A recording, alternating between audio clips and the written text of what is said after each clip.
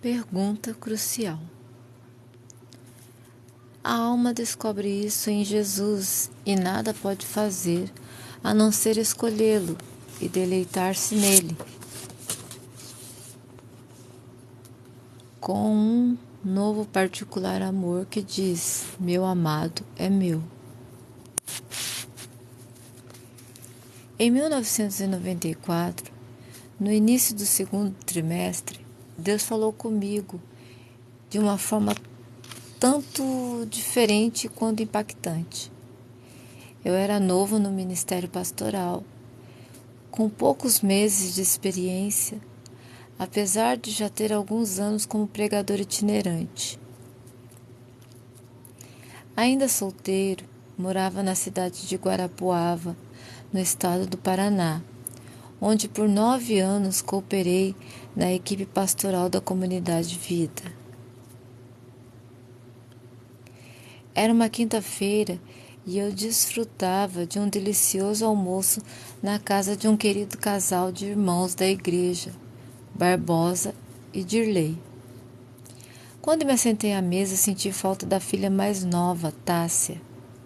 A mãe disse que ela estava no quarto e não almoçaria conosco. Perguntei se estava doente ou de castigo, mas Dirley respondeu que não. Contou-me então que a menina de apenas 7 anos só conseguia chorar e orar desde que acordara, por conta de um sonho muito impactante. Curioso, pedi que compartilhasse comigo o que ela havia sonhado. Afinal, não é comum uma criança tão nova preferir ficar trancada no quarto emocionada e em oração. A mãe disse que Tássia quase não conseguia compartilhar o ocorrido. Emocionava-se ao lembrar da experiência. Chorava muito ao tentar contá-la. Aos poucos, relatou aos pais que sonhara com um de nossos cultos. E eu estava lá. Ela me viu subir na plataforma para pregar. De repente, o telhado do barracão foi sendo enrolado, ao mesmo tempo que os céus também se abriam. Então o Senhor Jesus desceu até o púlpito da igreja, de forma gentil, abraçou-me e disse que eu podia sentar, porque ele pregaria naquela noite. Confesso que fiquei comovido, não apenas pelo relato em si, mas pela presença do Espírito Santo. Deus queria falar comigo, eu sabia. Haveria culto à noite e eu estava escalado para pregar. Deduzi que o sonho estava relacionado ao que o Senhor desejava para aquela reunião. Almocei o mais rápido que pude e dei um jeito de correr para casa. Assim que cheguei, prostei-me ali mesmo no chão da sala, orando e clamando por ele. Fui fortemente envolvido pela presença do Senhor. A impressão era muito forte em meu espírito de que Deus queria fazer algo diferente. Entre lágrimas e soluços, supliquei que o Senhor me ajudasse a entender o que significava o sonho de Tássia, bem como o que passou a acontecer comigo desde o momento em que eu o tinha ouvido. Foi quando ouvi a voz do Espírito Santo e entendi que devia deixar de lado a mensagem previamente preparada. A orientação transmitida pelo sonho não era literal. Sentar, desocupar o púlpito e esperar Cristo vir em pessoa para pregar em meu lugar. O recado era para que eu abandonasse meu esboço a fim de que ele pudesse comunicar a sua própria mensagem ao povo. Obedeci. Renunciei meu plano e perguntei qual era o dele. Pela segunda vez, o Espírito Santo falou comigo de forma clara. Estou tentando falar com a minha igreja desde o último domingo e vocês ainda não me deixaram fazê-lo. Além da celebração de domingo citada pelo próprio Espírito Santo, também já havia acontecido um culto menor na terça-feira, à tarde. Naquela quinta-feira aconteceria a terceira reunião da semana. Escamas caíram dos meus olhos e pude entender que já fora alertado antes. Eu devia ter levado mais a sério. No culto de terça-feira, a irmã Maria, que estava conosco desde o início da igreja, também havia compartilhado uma visão fantástica que tivera durante o período de adoração do culto de domingo. Apesar de estar com os olhos abertos e todos os sentidos respondendo normalmente, Maria vê o teto do barracão que abrigava a igreja, composto por ferro e telhas de zinco, abrir-se ao meio, cada metade enrolada para um lado. O céu, por sua vez, também se abriu. Então vislumbrou uma pessoa gloriosa, cujo rosto brilhava como o sol. Não podia enxergar sua forma dada a intensidade da luz. Envolvido em chamas até a altura da cintura, estava rodeado de anjos. Um dos seus braços encontrava-se estendido para o lado, revelando uma marca em sua mão. Imediatamente ela soube a quem contemplava.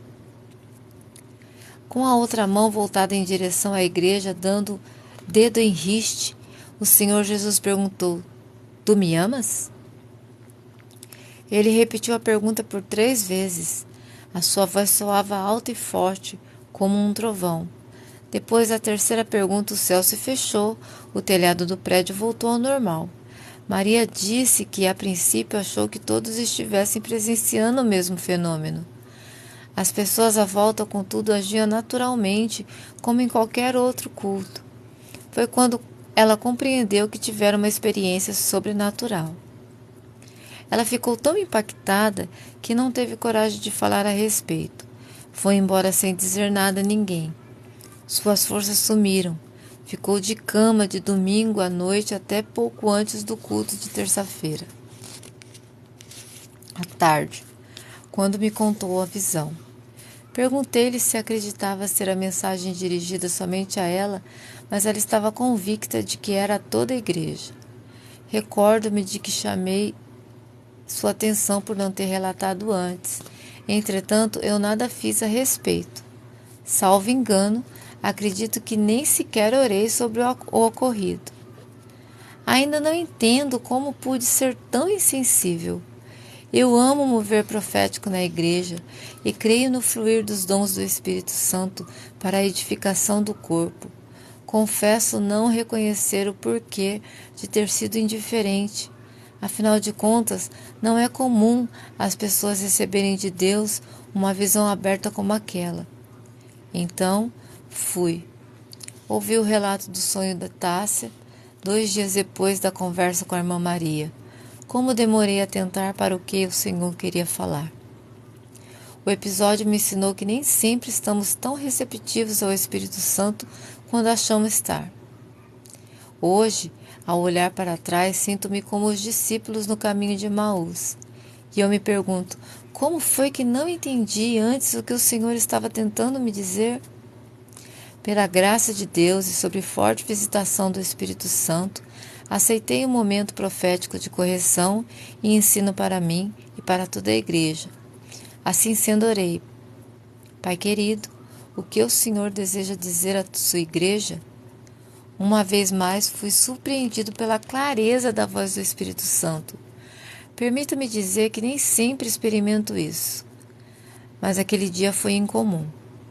O Senhor não apenas falou comigo, mas também revelou qual devia ser a pregação, tudo de forma clara, nítida, palpável.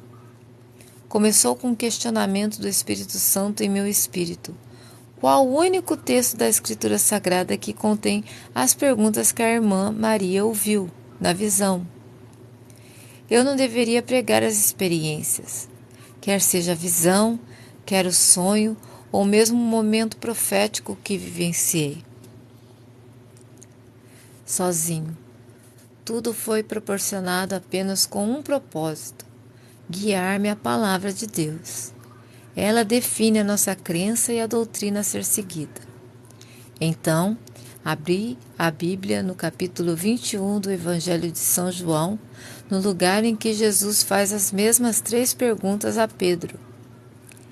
Li e reli o texto várias vezes, mas não sabia o que procurar nem o que devia encontrar. Didaticamente, como nunca antes, o Espírito Santo me dirigiu a escrever 3 tópicos na folha de papel que estava perto de mim. Ele ditou a mensagem. Eu cheguei a ter algumas experiências parecidas ao longo de meus anos de ministério pastoral, mas poucas foram tão enfáticas e precisas como aquela. A forma contundente como tudo aconteceu escancarou diante de mim a importância do assunto e convenceu-me da responsabilidade de compartilhar tais verdades com a sua igreja, não apenas aquela noite.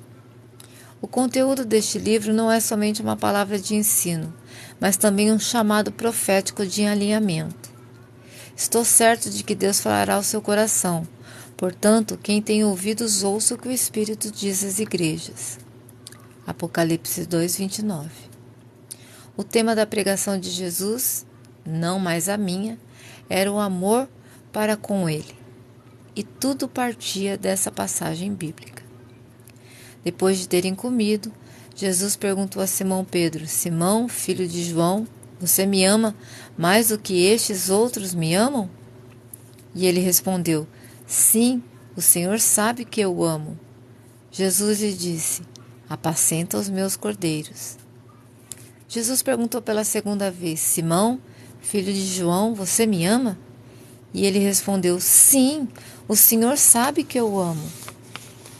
Jesus lhe disse: Pastorei as minhas ovelhas. Pela terceira vez, Jesus lhe perguntou: Simão, filho de João, você me ama? Pedro ficou triste por Jesus ter perguntado pela terceira vez: Você me ama? E respondeu: O Senhor sabe de todas as coisas, sabe que eu o amo. Jesus lhe disse: Apacenta as minhas ovelhas. João 21, do 15 ao 17. Esse registro é mais do que uma descrição histórica a ser listada na cronologia do ministério de Cristo ou da vida de Pedro. Paulo afirmou aos cristãos romanos que tudo o que no passado foi escrito para o nosso ensino foi escrito. Aos irmãos de Corinto, em referência ao registro da história de Israel nas Escrituras, o apóstolo declarou: Essas coisas aconteceram com eles para servir de exemplo e foram escritas como advertência a nós, para quem o fim dos tempos tem chegado. Os episódios narrados na Bíblia sempre trazem lições. Devemos procurar quais são, além de buscar como transportá-las do texto à prática, das letras à vida. É assim que eu convido a olhar para as perguntas de Jesus e para as respostas de Pedro, para entender o contexto desse encontro. E o que o Senhor me permitiu entender e orientou a pregar é o que passo a compartilhar com vocês agora. Os 3 tópicos que escrevi à mão naquela folha, obedecendo à nítida voz interior do Espírito Santo, são: a necessidade de autoavaliação, o amor pode crescer e o amor se expressa em ações. A necessidade de autoavaliação. Por que o Senhor Jesus repetiu a mesma pergunta 3 vezes?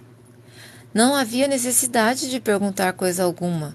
Após a ressurreição e consequente glorificação, o atributo divino da onisciência, do qual Jesus se despojara temporariamente, havia sido plenamente restituído. Nas 2 primeiras respostas, quando utiliza a expressão "O Senhor sabe que eu amo", Pedro enfatiza o conhecimento de Cristo apenas acerca do amor que o discípulo mantinha para com ele. Depois de questionado pela terceira vez, contudo, o apóstolo declarou: "O Senhor sabe de todas as coisas". Aqui Pedro se refere à onisciência de Cristo, ao fato de que nada fugia ao conhecimento dele. Se Cristo sabia todas as coisas, mas ainda assim fez perguntas a Pedro, concluímos que ele o fez não para descobrir a resposta, e sim para conduzir o próprio apóstolo a uma autoavaliação. Penso que a intenção de Cristo era fazer com que Pedro olhasse para dentro de si mesmo e assim fazendo, mensurasse tanto a qualidade como a intensidade do amor que tinha por Jesus. As três perguntas, embora parecidas, não são iguais.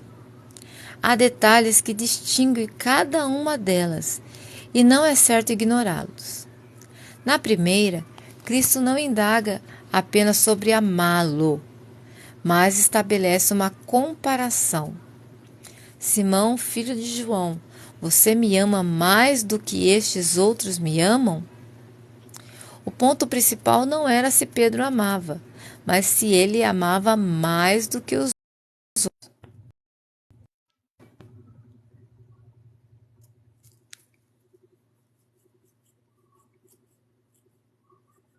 Por que o mestre perguntaria isso? Será que desejava incitar algum tipo de competição entre os discípulos? É claro que não. Se Cristo os repreendeu quando começaram uma disputa a respeito de quem era o maior, é porque, obviamente, ele não admitia esse tipo de comportamento.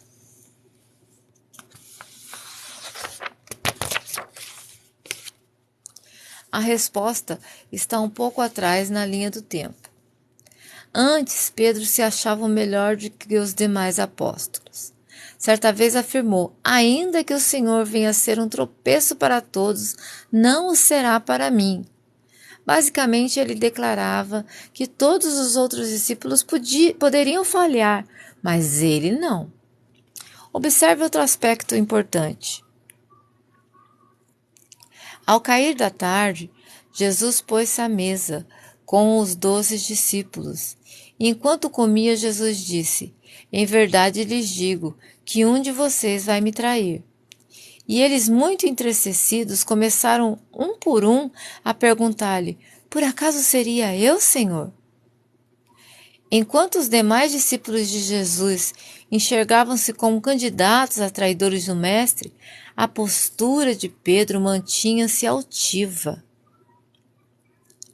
Darei a minha vida pelo Senhor. Ele acreditava que amava a Cristo a ponto de morrer por ele. Mitchell Henry, em seu clássico comentário bíblico, destaca: você me ama mais do que esses me amam? Mais do que qualquer outro dos discípulos me ama? E então a pergunta tem a finalidade de repreendê-lo pela sua vanglória inútil. Ainda que todos os homens se escandalizassem em ti, eu nunca me escandalizarei. Você ainda pensa da mesma maneira, Pedro? O apóstolo continuou a entregar a realidade do seu coração. Quando Jesus menciona a existência de um traidor entre os discípulos, Pedro pede a João que pergunte ao Senhor quem cometeria a traição. Depois de dizer isso, Jesus se angustiou em espírito e afirmou: em verdade lhes digo que um de vocês vai me trair. Então os discípulos olharam um para os outros sem saber a quem ele se referia. Ao lado de Jesus estava reclinado um dos seus discípulos, aquele a quem ele amava. E Simão Pedro fez um sinal a esse para que perguntasse a quem Jesus se referia. Minha leitura do ocorrido é que Pedro, consciente ou não, dizia a João algo assim: eu confio em mim e em você, mas duvido dos demais. Ele não se via como um candidato a falhar, porque acreditava manter um grande amor por Jesus, mais do que de fato era. As infelizes negações de Pedro revelam que é possível estar equivocado a respeito de quanto se ama ao Senhor. Acontece comigo, com você, com todos nós. Veja as promessas que Pedro fez. E Jesus disse aos discípulos: serei uma pedra de tropeço para todos vocês, porque está escrito: ferirei o pastor e as ovelhas ficarão dispersas. Mas depois da minha ressurreição, irei adiante de vocês para a Galiléia. Então Pedro disse a Jesus: ainda que o Senhor venha a ser um tropeço para todos, não será para mim. Mas Jesus lhe disse: Em verdade lhe digo que hoje, nessa noite, antes que o galo cante 2 vezes, você me negará 3 vezes.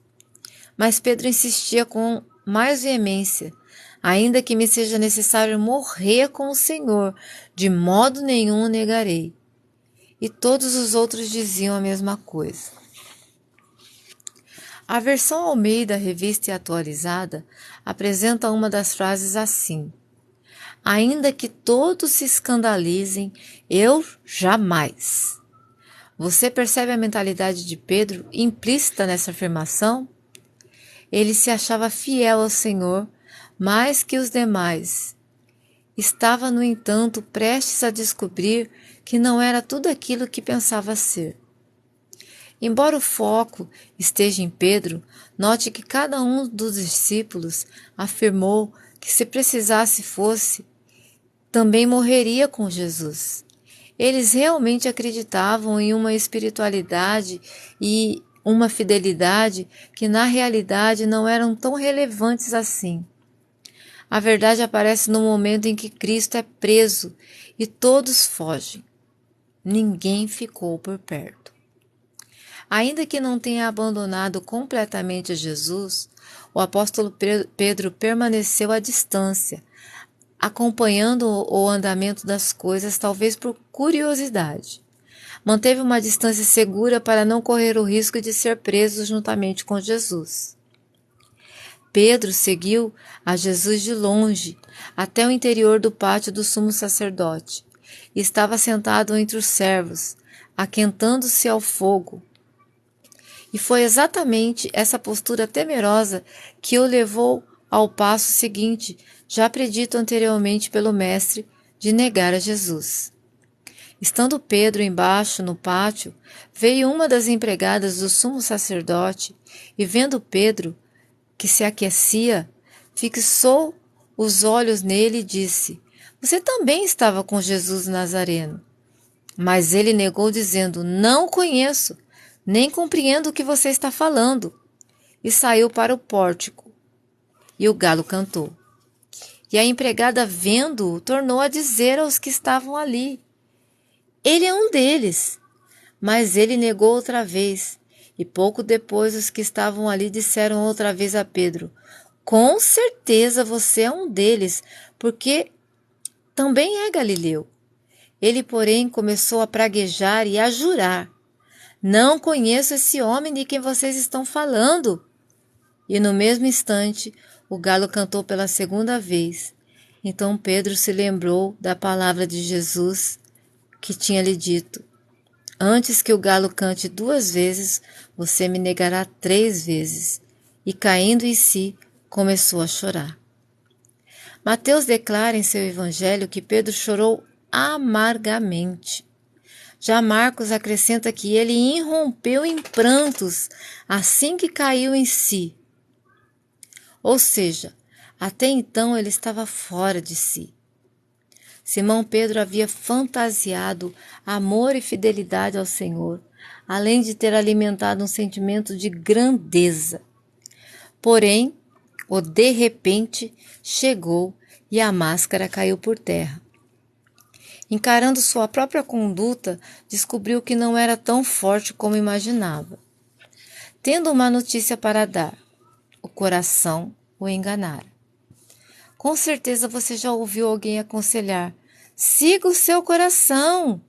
Isso é, ao mesmo tempo, verdadeiro e relativo. Se por coração entende-se o espírito do homem, então é possível receber uma direção segura do Espírito Santo por meio do testemunho interior. Porém, se o uso da palavra coração for referente ao que achamos e sentimos de nós mesmos, aí mora o perigo. Nesse caso, segui-lo pode ser um caminho traiçoeiro. O destino pode ser uma terra de ilusão, onde acreditamos piamente em coisas que não existem. Podemos bater no peito em declaração de amor e lealdade, mas sucumbir à primeira prova. É mais comum do que se imagina achar que ama muito quando o amor é no mundo real e prático, pequeno e frágil. Fato é que há uma grande distância entre o que achamos que somos e aquilo que realmente somos. É por isso que o Novo Testamento enfatiza muito o cuidado para que não nos enganemos a nós mesmos. Na carta aos Romanos, Paulo declarou: "Digo a cada um de vocês que não pense de si mesmo além do que convém." Romanos 12:3. Voltemos à primeira pergunta de Jesus a Pedro. A resposta do apóstolo foi apenas: "O Senhor sabe que eu o amo." Não há nenhuma menção de amar mais do que os demais discípulos na resposta dele, mesmo tendo sido esta a pergunta de Cristo. Diferente do que sucedeu na última ceia, Pedro não anunciou amor maior do que aquele que o próprio Jesus podia ver. O que mudou? O contexto leva a entender que o apóstolo fez uma autoavaliação sincera. Ele admitiu que não amava tanto assim. Acabara de demonstrar isso ao negar o Messias 3 vezes, e não arriscou fazer uma jura de amor como da outra vez. Em sua resposta, Pedro simplesmente aceitou que Jesus podia ver o tamanho real do seu amor, melhor do que ele próprio.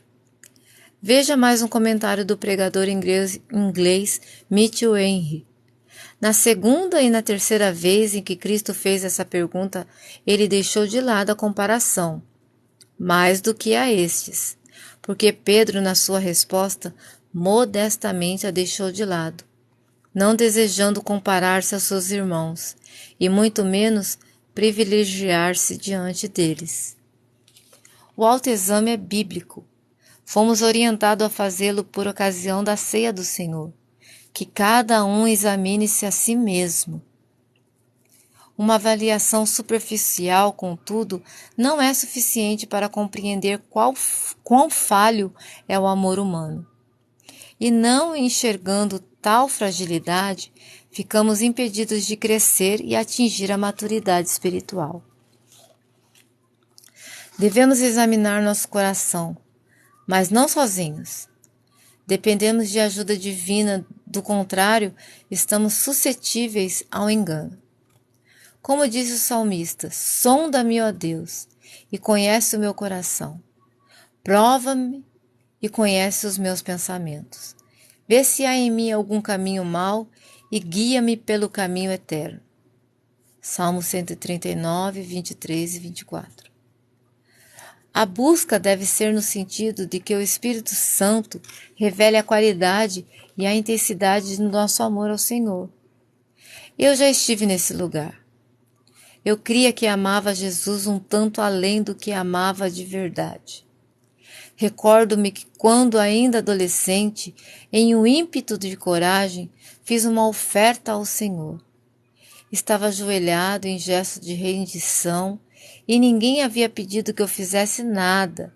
Não estava respondendo a nenhum apelo. Naquele momento, então, dispus a minha vida a Cristo para ser um mártir pela causa do Evangelho. É claro que eu não pensei em mentir a Deus. Só falei aquilo porque realmente achava que era verdade. Já adulto e experiente, agora exercendo o ministério pastoral, eu ouvi o Espírito Santo falar da necessidade de autoavaliação, com foco no alto risco de uma análise inflada e fora da realidade. Não só fui remetido pelo Senhor àquele evento adolescente, mas confrontado a avaliar a condição de meu coração anos depois, daquela entrega apaixonada. Procurando olhar com os olhos de Jesus e não os meus, questionei: será que naqueles dias eu amava o Senhor a ponto de dar a minha vida a Ele? E hoje amo em tamanha intensidade? A descoberta me entristeceu. Quão distante estava o amor que eu supunha ter do amor que eu realmente nutria. Fiquei abatido e chorei muito. O Espírito Santo, entretanto, conduziu-me a outra verdade. Deus não ajuda o homem a avaliar-se a si mesmo, com o objetivo de apontar que ele está aquém do que deveria, gerando condenação e desânimo. Ele deseja impulsionar, e não triturar. Como está escrito, não esmagará a cana quebrada e nem apagará o pavio que fumega. Isaías 42:3. Demorei para entender esse versículo. Cresci num ambiente predominante urbano das grandes cidades de São Paulo. Fui criado na selva de pedra. Aos 20 anos, quando comecei a pastorear, mudei-me para o interior do Paraná. E foi lá, na cidade de Guarapuava, que passei a conhecer o contexto da agricultura. Certo dia, Robert Ferter, um amigo, conduziu-me em um tour por sua fazenda. A ideia era apresentar-me uma nova realidade, até então pouco conhecida por mim. Enquanto executava seu trabalho como engenheiro agrônomo, Robert me explicava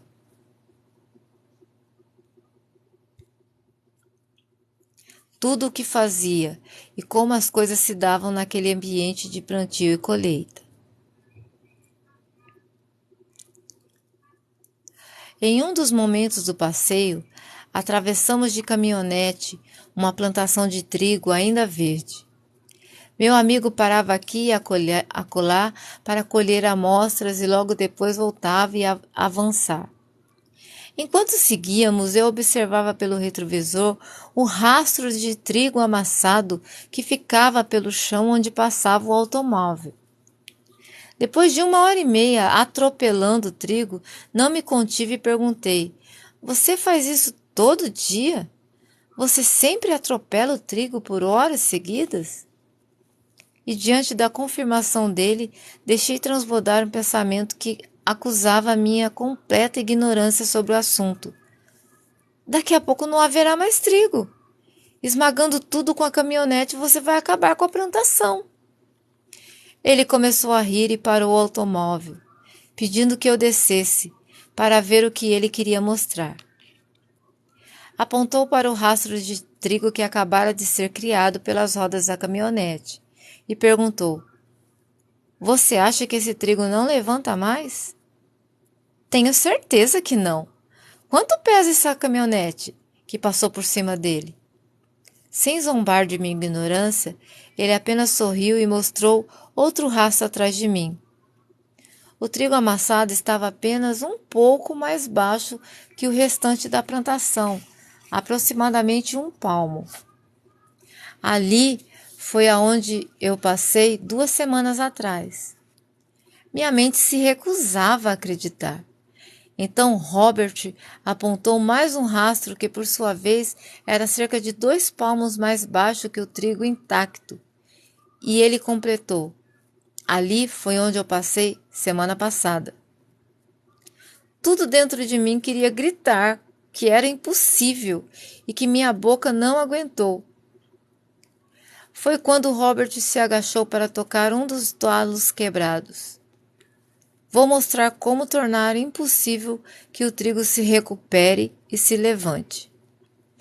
Com os dedos, ele esmagou o lugar exato onde o caule já estava quebrado e voltou a falar: "Esse não se levanta nunca mais."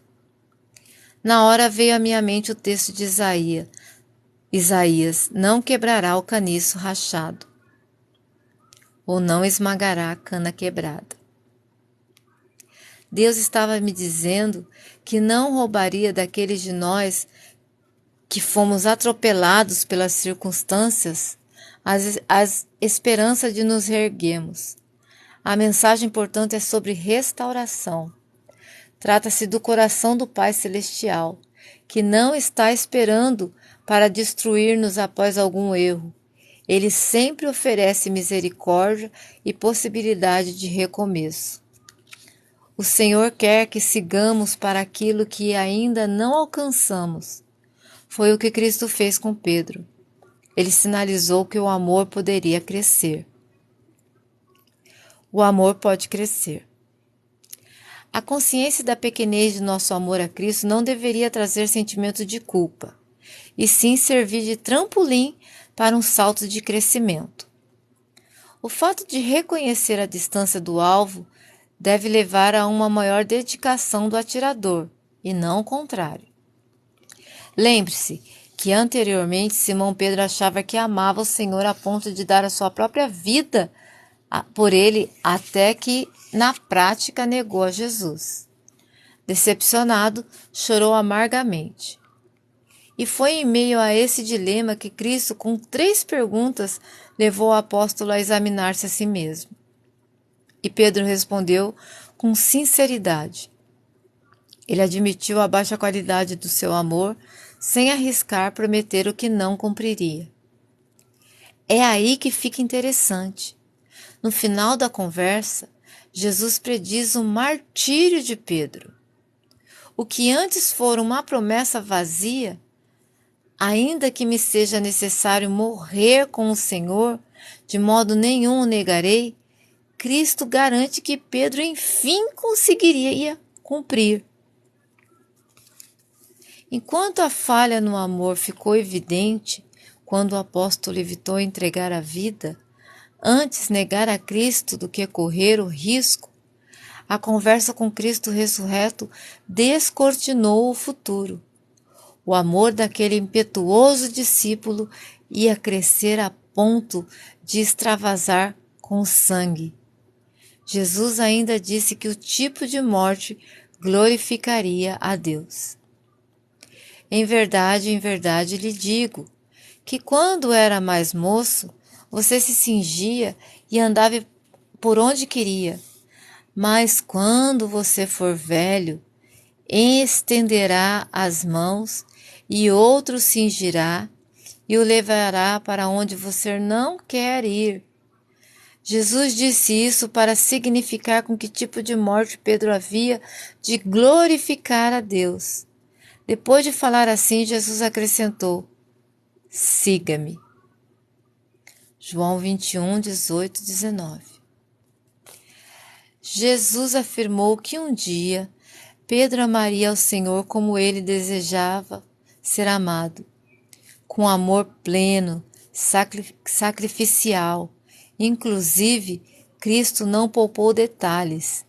Disse que o apóstolo estenderia as mãos, ou seja, morreria pela crucificação, um tipo de morte comum nos dias do Império Romano. No clássico livro O Livro dos Mártires, John Foxe escreveu: dentre muitos outros santos, o bem-aventurado apóstolo Pedro foi condenado à morte e crucificado em Roma, segundo escreveram alguns. Jerônimo afirma que foi crucificado de cabeça para baixo por petição própria, por julgar-se indigno de ser crucificado da mesma maneira que o Senhor foi. É comum encontrar detalhes sobre o martírio dos discípulos de Cristo em escritos antigos, especialmente naqueles de autoria dos conhecidos pais da Igreja. Um deles, Clemente de Roma, citado por Everett Ferguson em História da Igreja, volume 1, apontava a cidade de Roma como o local onde Pedro foi morto.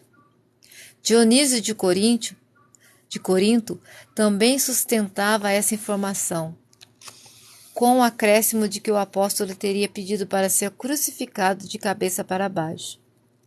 A informação consta no registro apócrifo de Atos de Pedro, no qual Dionísio relata um ministério memorável do apóstolo em Roma e conclui com a história de sua crucificação de cabeça para baixo por vontade própria, um estilo de execução também mencionado por Orígenes. Independente de serem precisos ou não os detalhes da crucificação de Pedro, sabemos que ela aconteceu. O próprio Cristo a predisse, e a profecia consolou o discípulo arrependido, mostrando-lhe que o amor sacrificial em falta no início estaria presente no fim. A conclusão é objetiva. O amor pode crescer. A matéria aqui é intensidade. Sim, existem intensidades distintas de amor.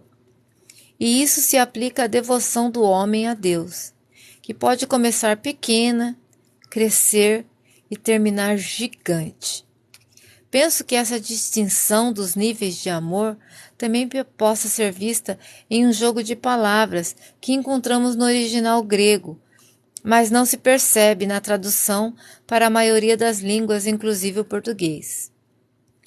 A língua original em que o Novo Testamento foi escrito usava palavras diferentes para amor, com conotações igualmente distintas. Por exemplo, se referência fosse a um amor familiar, a palavra grega seria storge. Se físico, retratando o ato sexual, seria eros. 2 outros termos foram utilizados especificamente no diálogo entre Jesus e Pedro: agapau e filiel. Ambos significam amor, mas em intensidades diferentes. Enquanto filiel indica apenas amor, agapau, amor terno. Aquele apresenta a ideia de gostar e o outro de gostar muito. Acho interessante Jesus ter escolhido essas palavras. Vamos aplicá-la ao texto bíblico e encontraremos luz. Na primeira pergunta, você me ama mais do que a esses outros me amam? O verbo é agapau. E Pedro responde com filéu. Sim, o Senhor sabe que eu o amo. Parece-me que Jesus pergunta sobre uma intensidade de amor e o apóstolo responde ainda que positivamente, fazendo menção a uma intensidade menor. Na segunda pergunta, a história se repete. Jesus lança agapau e Pedro retorna com filéu.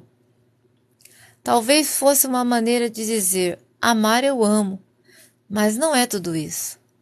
Não é na intensidade que o Senhor está perguntando, nem é um amor tão grande quanto aquele que eu achei que tinha quando prometi morrer pelo Senhor. Então, vem a terceira pergunta que produz uma reação emocional em Pedro. A Bíblia declara que o apóstolo ficou triste por Jesus ter perguntado pela terceira vez. Como não conseguiu levar Pedro à dimensão de amor de sua pergunta, Jesus desce ao nível da resposta. Você me ama, filéu? Então Pedro corresponde. O Senhor sabe de todas as coisas. Sabe que eu o amo, filéu. Seria esse o porquê da terceira pergunta ter entristecido o apóstolo. Como se Jesus tivesse perguntado, é esse o nível de amor que você tem por mim? Imagino que, em outras palavras, a resposta daquele futuro grande líder da igreja teria sido mais ou menos o seguinte: o meu amor não vai além disso. Não há como enganá-lo. E também não quero enganar a mim mesmo de novo. Todas as respostas de Pedro foram: Senhor, tu sabes que eu gosto de ti. A beleza da conversa, no entanto, está no fato de que ainda assim o mestre conclui exaltando o martírio de seu discípulo. Mesmo tendo ouvido uma promessa furada lá atrás e uma sequência de gosto em vez de amo, Jesus não coloca um ponto final no ministério de Pedro. Apenas vira a página. Mais velho, Pedro teria uma segunda chance e passaria por um segundo teste e sairia aprovado. Russell Norman Champlin, em sua obra O Novo Testamento, interpretado versículo por versículo, diferente de outros comentaristas, argumenta de modo contrário à ideia de que o jogo de palavras aborda níveis distintos de amor. Ele aponta que a alternância de palavras seja apenas uma questão de estilo literário, citando o mesmo emprego em outros lugares no Novo Testamento, nos quais não havia a menor intenção de distinguir a intensidade de sentimentos. Porém, não baseia a interpretação de que há níveis de amor apenas nas possibilidades de tradução da palavra amor. Na conversa de Jesus com Pedro, Se de fato esse argumento sozinho não é suficiente para tal sustentação de ideia, ainda assim é evidente que Cristo tratava da possibilidade de o amor crescer. Durante muito tempo, achei que Jesus fizera as 3 perguntas a Simão apenas com o propósito de dar-lhe a chance de consertar as coisas. 3 afirmações de amor por 3 negações. No entanto, ao considerar o todo, percebi que o Senhor não queria acusá-lo, nem o desanimar naquele momento de autoavaliação induzida. Além de levar o apóstolo à conclusão de que mantinha menos amor do que deveria, o Senhor fez isso com um objetivo central: inspirá-lo a crer que um dia seu amor por Cristo alcançaria maturidade. É importante lembrar que o Senhor nos conhece melhor do que nós mesmos. Ele vê potencial de sucesso quando somente enxergamos falhas. Ele vê futuro quando nos prendemos ao passado. Quando falhamos em demonstrar-lhe amor, ele diz: eu sei que você ainda vai chegar lá. Assim como Pedro teve a chama da esperança reacesa, igualmente podemos tê-la reavivada. Se hoje nosso coração não manifesta amor em intensidade e qualidade devidas a Cristo, ainda assim podemos seguir adiante. É possível crescer em amor. Decida fazê-lo evoluir. Tire os olhos da largada e contemple o que Cristo vê no fim. Mais que palavras. O terceiro princípio implícito no episódio em que Jesus entrevista Pedro é que o amor verdadeiro não se limita a palavras, mas também se expressa em ações. O apóstolo João escreveu: ora, se alguém possui recursos deste mundo e vê o seu irmão passar necessidade, mas fecha o coração para essa pessoa, como pode permanecer nele o amor de Deus? Filhinhos, não amemos de palavra, nem de boca para fora, mas de fato e de verdade. 1 João 3, 17, 18. Falar é fácil. Devemos, porém, ir além da declaração verbal e adentrar a prática, demonstrando por meio de atitudes aquilo que professamos. Amor não é sentimento, é ação. Nossas ações precisam fazer coro com as nossas palavras, não somente no que diz respeito ao amar ao próximo, mas principalmente no amor ao Senhor. Nem falar, nem cantar são suficientes. O próprio Senhor Jesus, citando as Escrituras, protestou: bem profetizou Isaías a respeito de vocês, hipócritas, como está escrito: este povo me honra com lábios, mas seu coração está longe de mim, e em vão me adoram. De nada adianta ter uma declaração de amor nos lábios, mas desarmonia no íntimo. Um coração distante anula qualquer confissão. O amor deve ser expresso por meio de ações. Há outro elemento a destacar. Após cada resposta do apóstolo, houve uma solicitação específica do mestre: apacenta as minhas ovelhas. Por quê? Porque quem ama, trabalha. É como se Cristo afirmasse: se você me ama, precisa ir além da mera declaração verbal. Demonstre-o na prática. Destrinchando um pouco mais a fala de Jesus, podemos imaginar um discurso assim: se você me ama, ame os que eu amo e faça algo por eles. Assim também estará fazendo algo por mim. Mitchell Henry apresenta um pensamento aos cuidados de Pedro. Ele perguntou: ama-me? E Cristo tem uma consideração tão carinhosa pelo seu rebanho que não o confia a ninguém, exceto aqueles que o amam.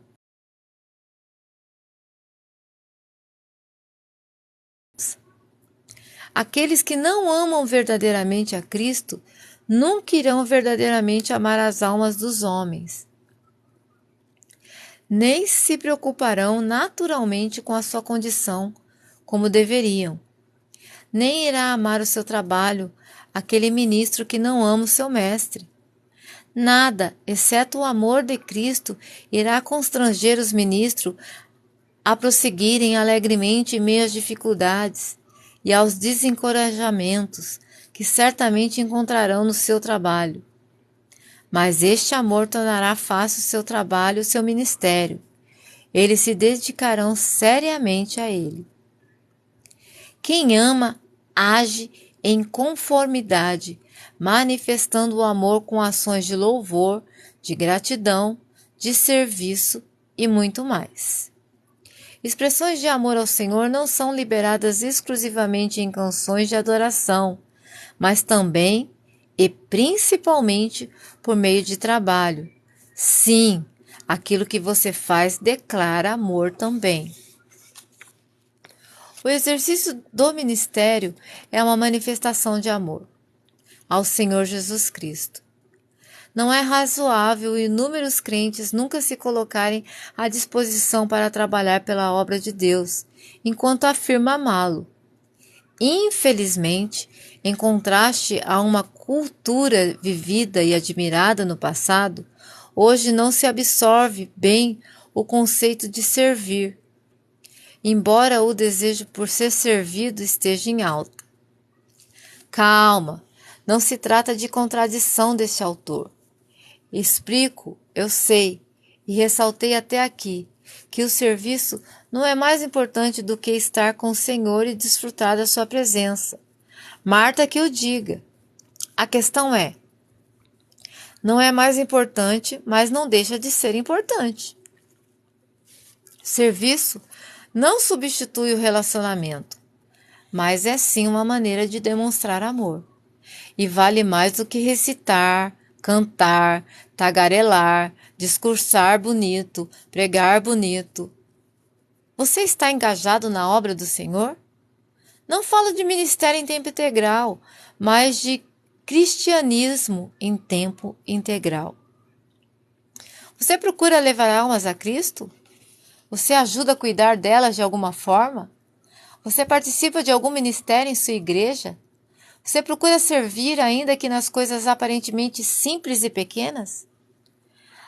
A igreja jamais cumprirá a grande comissão se não for mobilizada ao trabalho. A antiga ideia de um pequeno clero trabalhando em prol de leigos precisa ser definitivamente banida. Todos são convocados a arregaçar as mangas.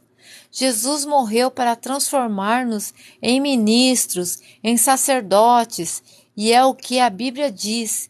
E isso não é para alguns, mas para todos.